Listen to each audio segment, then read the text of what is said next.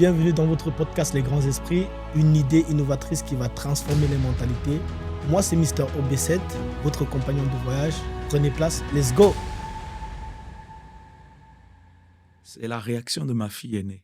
Elle était toute petite.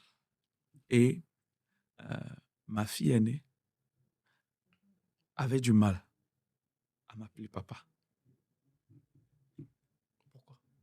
Mais elle n'était pas habituée à moi. Je rentrais à... Elle ne te Quand je voyait rentre, pratiquement pas. elle dort. À Le peine je la matin, dépose à l'école tu et pars. puis je pars. Quand je rentre, elle dort. Tu comprends? Et tout ce qu'elle faisait, c'était maman. Wow. Dieu attire mon attention et me dit, regarde. Et j'ai observé cela. Ça m'a brisé. Et j'étais en train de gagner peut-être le monde Tu perdais et je la perdais famille. ma famille. Et votre épouse, elle vous a fait des reproches par rapport à ça ou pas, à l'époque, ou non? Si, elle me faisait des reproches, mais comme j'ai dit, mon épouse elle était compréhensive aussi. Elle m'accompagnait, elle me soutenait, mais elle me disait, voilà, Faire la break, part des choses. fais la passe des choses, ainsi de suite. Voilà, aller en vacances, pour moi, c'était un péché, par exemple. Tu vois, Non, mais je te pasteur, donne l'exemple dans non, lequel mais on était. pourquoi, oui, mais pourquoi, enfin, selon vous, à cette époque-là, aller en vacances, c'était un péché? Mais c'était l'état d'esprit dans lequel j'étais. Non, mais comment est-ce que tu visualisais ça dans ta tête que Dieu n'est pas d'accord, que Mais pour moi, pourquoi me reposer alors qu'il y a des âmes qui souffrent? Tu vois? Mais après, il y a un recadrage. Après, il y a le fait qu'on grandit dans notre démarche avec le Seigneur. Il y a la parole qui nous transforme. Il y a l'expérience qu'on fait avec Dieu. J'ai expérimenté la grâce de Dieu. Euh, Dieu ne nous bénit pas sur la base de nos mérites, mais sur la base de la foi. Et avoir confiance en Dieu, ça change tout. Tu comprends? Donc, j'ai pas besoin de donner, de faire pour plaire à Dieu. Je plais à Dieu parce que je l'aime. Et parce qu'il regarde au cœur et non à l'apparence. Et donc ça a changé, la connaissance de la grâce de Dieu a changé ma vie, m'a transformé. est-ce qu'aujourd'hui vous prenez des vacances en Oui. famille? Ouais. Vous savez que, surtout dans le milieu chrétien, les gens ont peur du jugement. Mhm. On a peur du jugement, on a peur de ce que les gens penseront, ce que les gens diront. Est-ce que ce n'est pas ça qui empêche les gens de vraiment vivre leur vie pleinement? Mais il y a un mot qui le décrit, c'est le mot hypocrisie. Jésus déteste les hypocrites.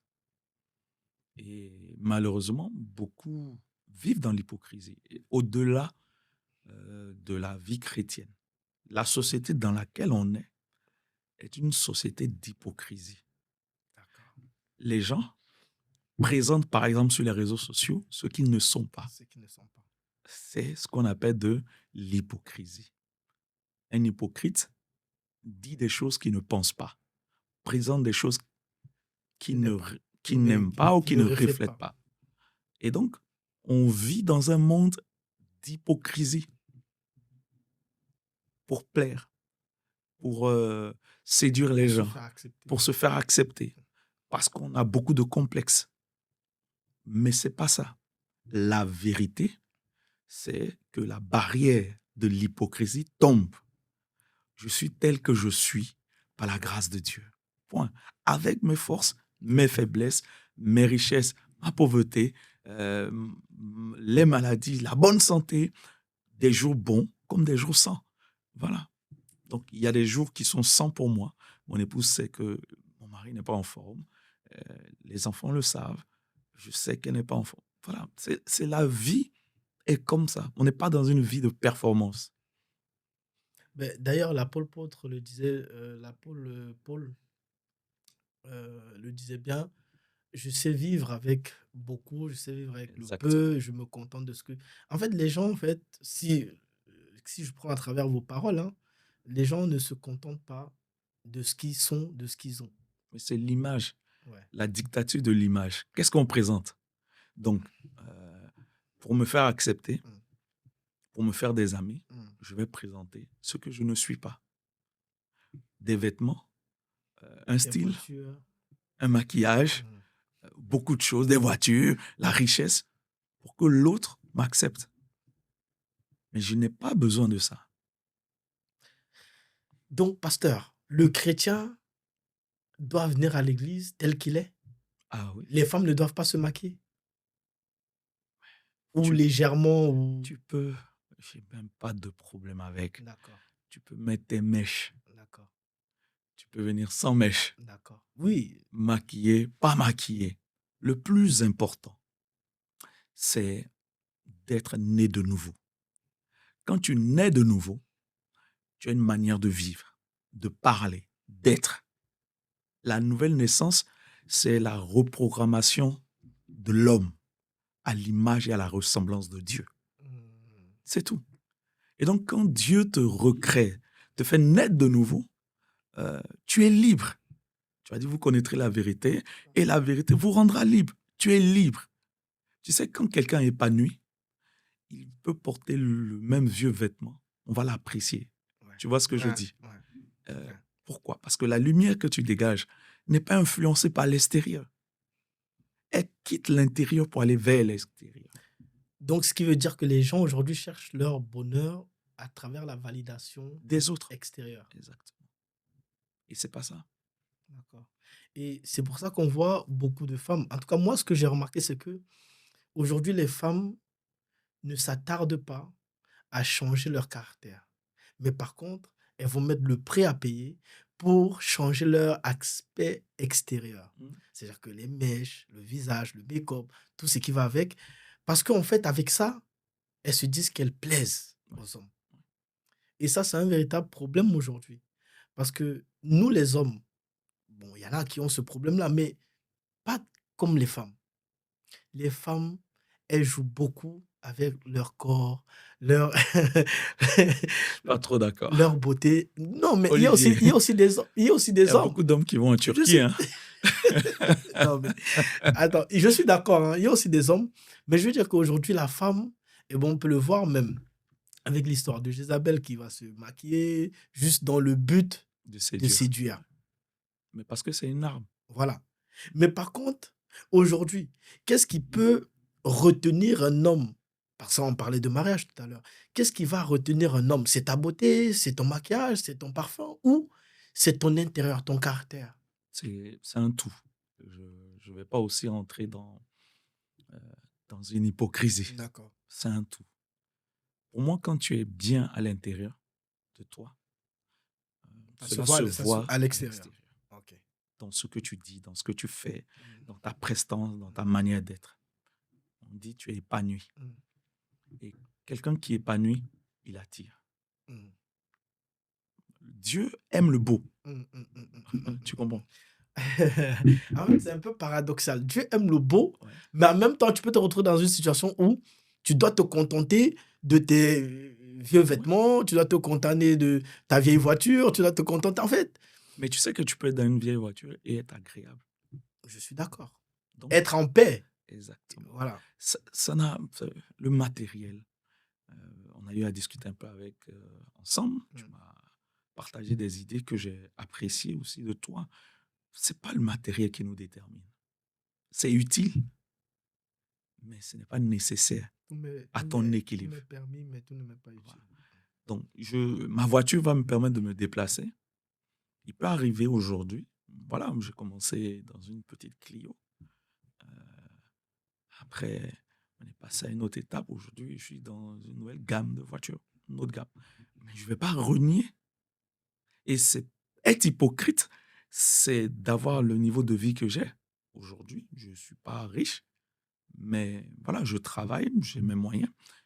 Je ne vais pas, pour faire plaisir à quelqu'un, aller en vieille Clio de 98. C'est pas possible. Exactement. Tu comprends? Exactement. Voilà. Donc, là où ma main peut arriver, Mm. voilà.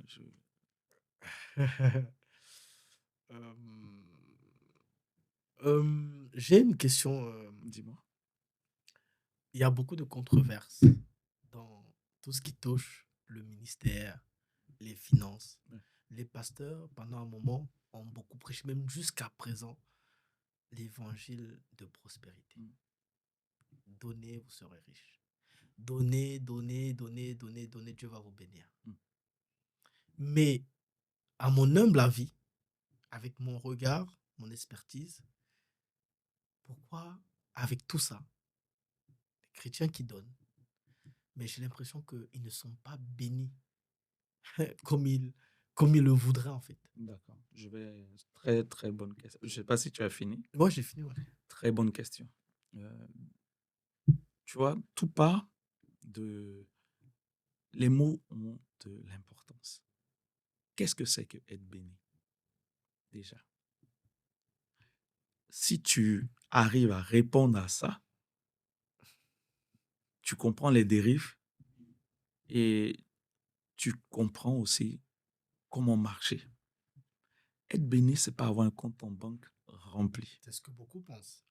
Justement, c'est pour ça que je dis, qu'est-ce que c'est que être béni? La bénédiction, c'est quoi? La bénédiction, c'est pas avoir un visa pour venir en Europe. La preuve, on est en Europe, on sait les difficultés de l'Europe. La bénédiction, c'est pas se marier. Tu comprends? Ça, ce sont les conséquences de la bénédiction. Quand je suis béni, alors de bonnes choses vont arriver dans ma vie.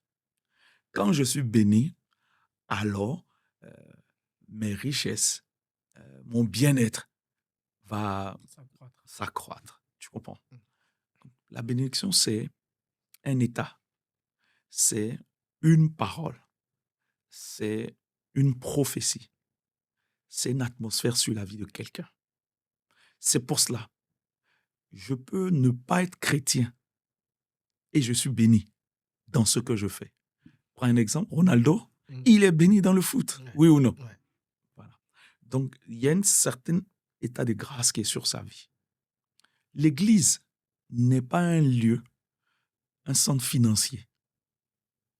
Vous dites, on fait une transaction financière et puis... Tu donnes, tu vas recevoir. Voilà. Tu comprends? Parce que tu donnes, tu vas recevoir. Dieu n'a pas dit, tu donnes et tu vas recevoir de l'argent que tu as donné. Il dit, tu vas recevoir. Donc moi, je crois au principe de la Bible, de la dîme, des offrandes, de la libéralité. J'aime le mot libéralité. Mais la réponse de Dieu peut venir par la santé. Olivier, j'ai fait 1 an dans ma famille. Personne n'est allé aux urgences. N'est malade. Tu comprends? Est-ce que ce n'est pas une bénédiction? Je suis ici, j'ai de la famille en Afrique. Personne ne m'a appelé. Tu sais les réalités de l'Afrique. Tel est hospitalisé, on connaît comment c'est cher. Personne.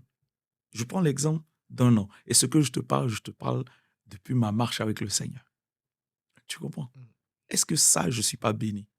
C'est une sorte de bénédiction, oui. Parce que je peux avoir 10 000 euros. Et puis, au pays, tu as tous les problèmes du monde. Tous les problèmes, tout le monde est malade. C'est sur toi, les 10 000 euros vont repartir. Transaction pour soigner les gens. J'ai 10 000 euros, mais en fait, je ne suis pas béni parce que tout part. Tu comprends? Donc, la bénédiction, il faut la comprendre. Le problème de certaines églises, de certaines dérives, c'est qu'on n'explique pas aux gens ce que c'est que la bénédiction. Dans le livre de Daniel, il est écrit « Ceux qui connaîtront leur Dieu seront forts. Ceux qui connaîtront leur Dieu feront des exploits. » La connaissance est très importante.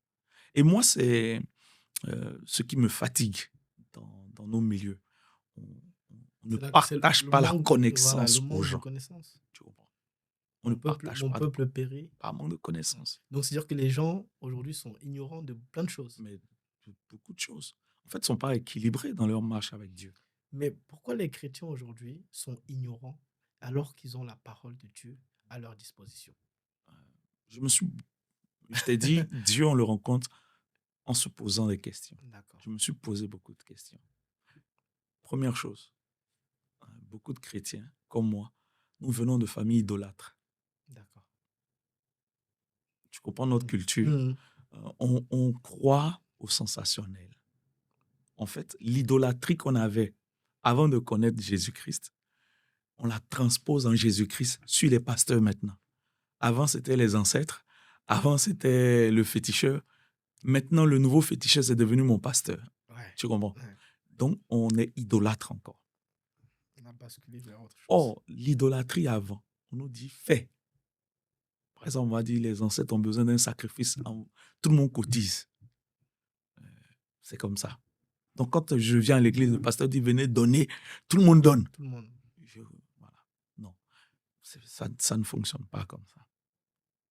La foi vient de ce qu'on entend. Ce qu'on entend vient de la parole de La Dieu. parole de Dieu. Donc, si j'entends rien, je n'ai pas la foi. Je suis d'accord avec. Et donc, beaucoup ne sont pas dans la connaissance. On ne prend pas la peine d'instruire le peuple de Dieu, de donner une forme d'éducation spirituelle au peuple de Dieu, de donner des valeurs. On ne permet pas aux gens de poser des questions.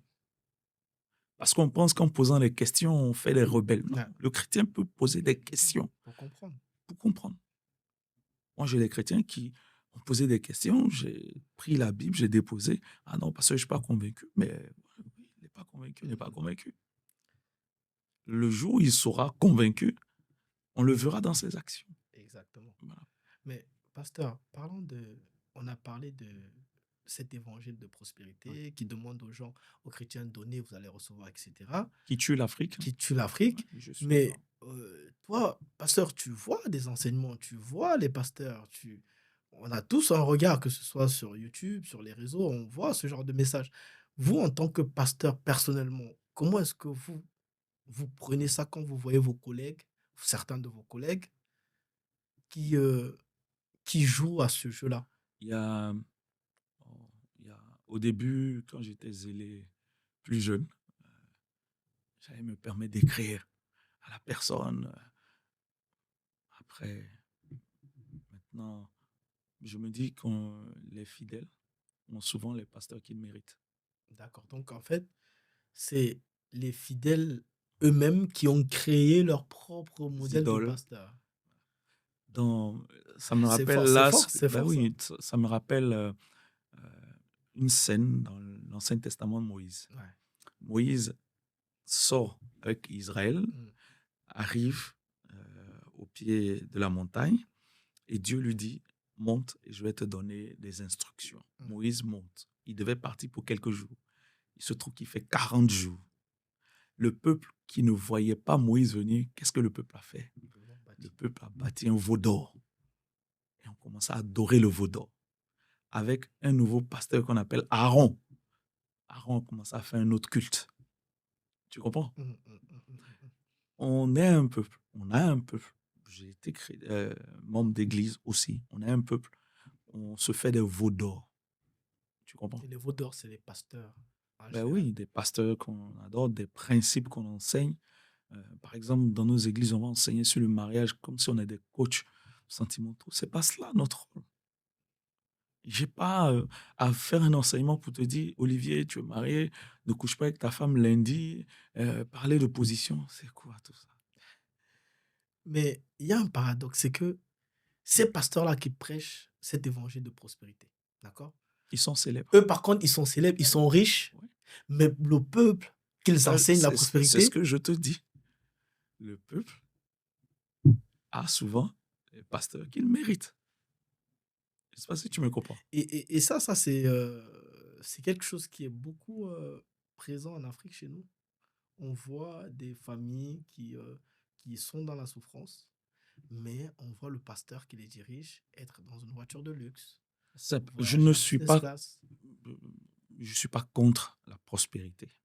Ça, je tiens à Non, le dire. personne n'est contre, puisque vous travaillez, non? Voilà, je travaille, je ne suis pas contre. Euh, Par exemple, prendre des exemples, j'ai des enfants spirituels qui ont un certain standing de vie, qui sont même millionnaires. Quand ils sont touchés et me bénissent, je ne dis pas non. Bien sûr. Tu comprends? Voilà. Donc, c'est comme le ruissellement. Quelqu'un qui est béni.